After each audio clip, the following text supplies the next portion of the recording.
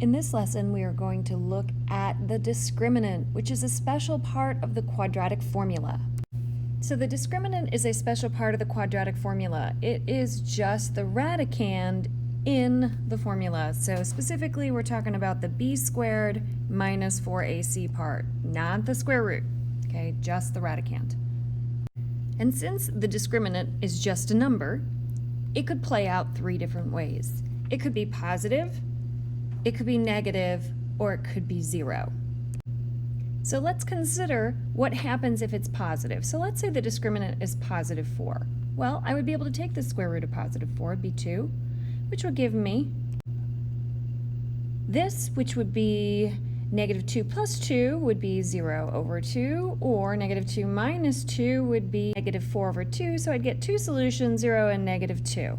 So if I have a positive discriminant, I am always going to get two real solutions. What's this mean? Well, if I would go to graph this, my parabola would go through the x-axis twice. I'd have two x-intercepts, or it could open upward like this.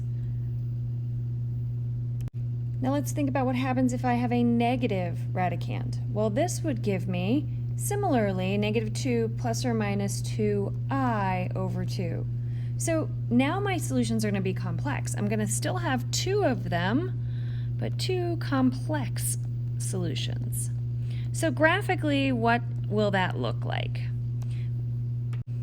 This means that the parabola will never cut through the x-axis. We're not going to see it. It's going to be opening upward and above, or opening downward and somewhere below.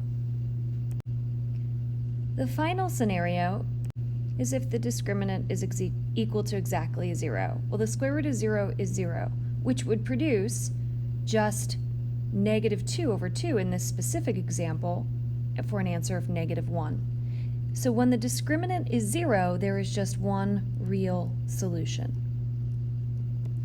Graphically, this means that your parabola will sit right on the x-axis, meaning the vertex will be right on it, either opening upward or downward.